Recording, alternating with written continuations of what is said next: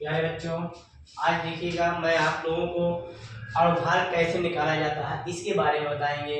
लेकिन ये याद रहे कि प्रत्येक तत्व का परमाणु क्रमांक कितना होता है। जब ये याद रहेगा, परमाणु क्रमांक जो होता है वो अणुभार अगर निकालते हैं आप तो परमाणु क्रमांक का 2 गुना, ठीक। जिसे मान लीजिए लिखा है NaOH, साधारण नाम में क्या कहते हैं, कास्टिक सोडा। किसका सूत्र है ये? सूत्र किसका है?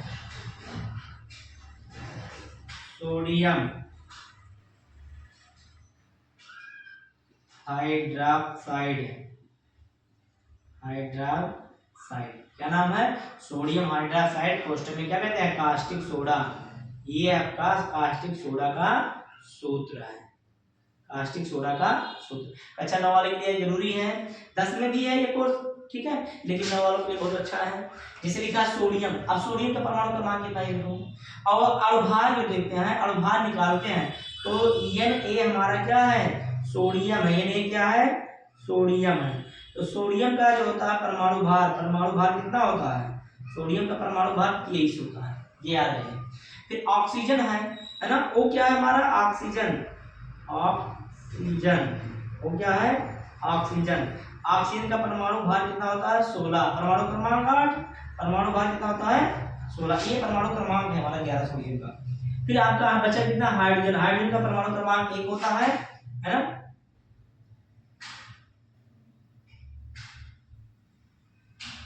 हाइड्रोजन है ना, कितना होता है? 1। परमाणु भार भी होता है, परमाणु क्रमांक भी होता है, ठीक है। यानी लिखते हैं परमाणु भार इसका 23, परमाणु भार दुगने से थोड़ा अधिक होगा। परमाणु भार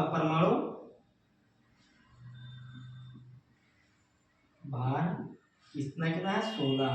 परमाणु भार ये है इसका परमाणु भार, इसका है 1.0001 लेकिन पढ़ाया क्या जाता है?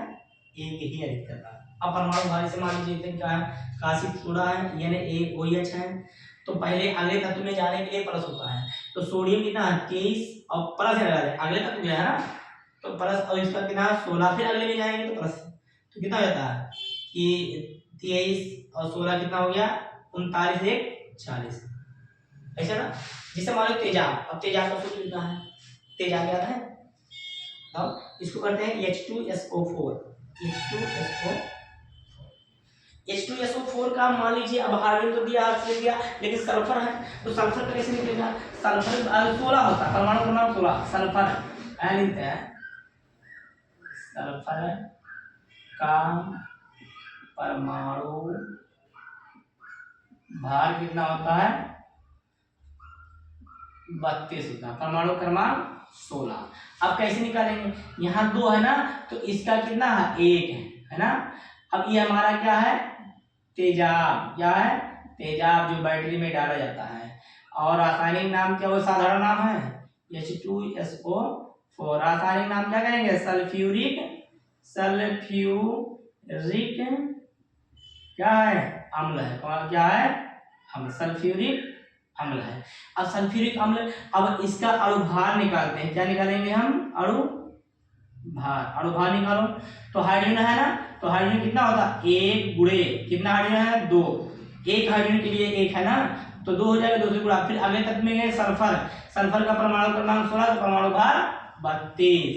फिर अगले में गए एक ऑक्सीजन का परमाणु भार कितना होता है? 16, लेकिन 4 ऑक्सीजन है तो 4 से गुणा, तो 2 1 2 और प्लस 32 और प्लस 16 चौका 64 है, तो 2 और 4 और 2 6 2 8, कितना हो गया? लास्ट में 8 हो गया।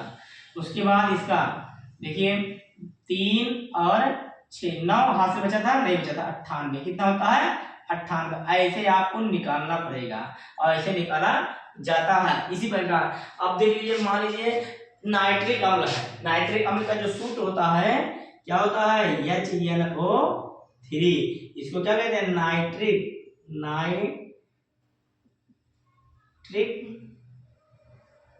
अम्ल। अब नाइट्रिक अम्ल हो गया।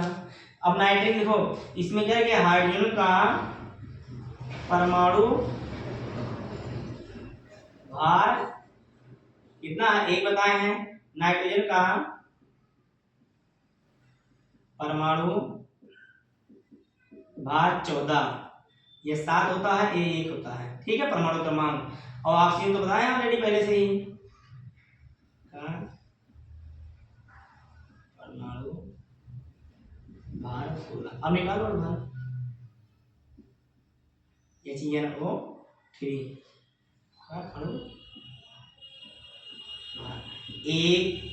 एक का एक ही है, प्लस नाइट्रोजन 14 है, फिर प्लस अगले में गए, अच्छा आगे से गुणा करो चाहे पीछे से, बात एक ही, गुणा ही करना, 14 15 और प्लस 16 48, 15 48 कितना होगा 63, ऐसे निकाला जाता है, ठीक।